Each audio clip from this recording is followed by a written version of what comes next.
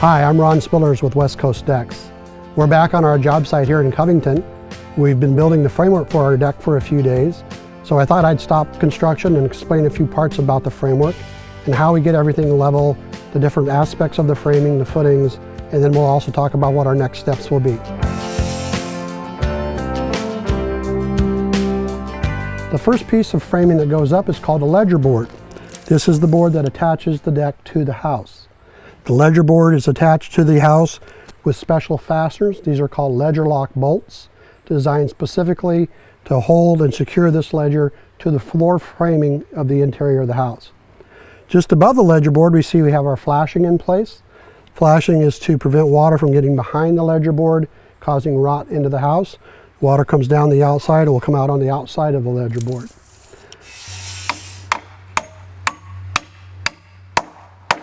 The next part is called a floor joist. We can see that this floor joist is attached to the ledger board with a joist hanger.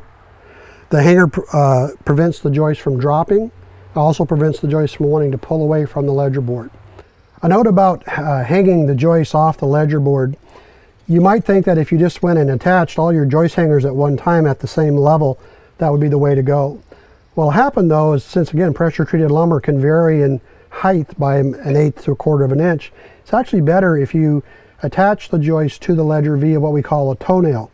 So this allows you to flush the top of each joist to the top of the ledger, and then you can come back and attach your joist hanger after the fact, and now it'll be nice and strong and nice and flush to the top.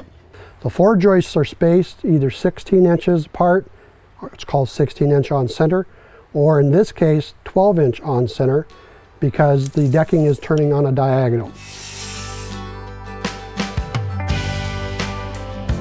There are a couple ways to build the framework and get it all level. The way we do it is we build most of the framework on temporary supports, and then we hang our support posts and pour our footings last. You could pour your footings first if you wanted, and then you'll have to be very careful with your levels. You can use transits or just line levels or 4-foot, 6-foot levels to level it as you go. Here's an example of one of our temporary support members. Again, this allows us to support the girder beam.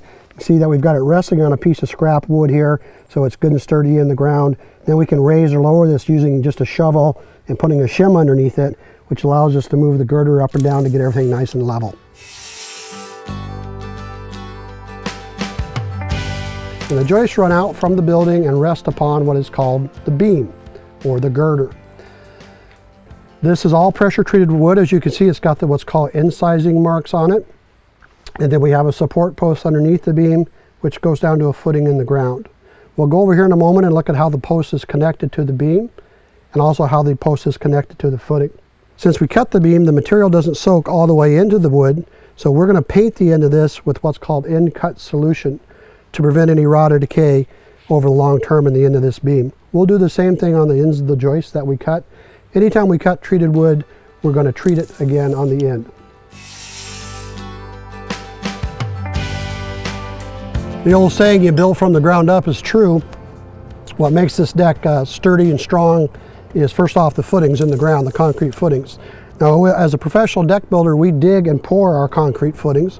You can use pier blocks as long as the pier blocks are on good, stable, solid ground. We prefer to dig down at least 16 inches or so. Even though the pressure treated wood is called ground contact framing lumber, we don't like to contact the wood to the ground unless we absolutely have to. Before this footing is poured, we'll put rebar in the bottom of it. We'll bring the round sonotube up and end up looking just like the one down there. All the metal components of our deck framework have to be what's called triple galvanized. A trade name would be Z-Max from Simpson Strong Tie. The reason is the framing material has a lot of copper in the solution, and regular steel or even simply one coat galvanized steel would rust over time.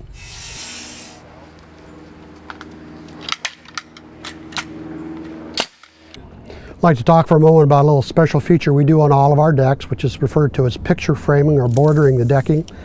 We have a piece of decking here. What's going to end up happening is this board is going to run around the perimeter of the deck. It's going to overhang the outside edge. We'll have a piece of finished fascia that matches the decking that will come up underneath there.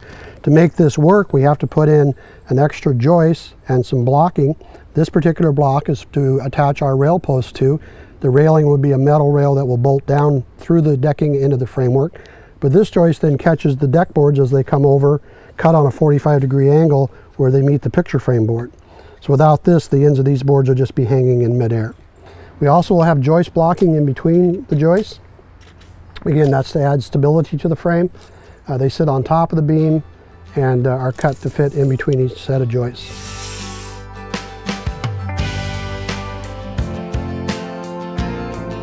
One of the last pieces that will go on the deck would be called the rim joist.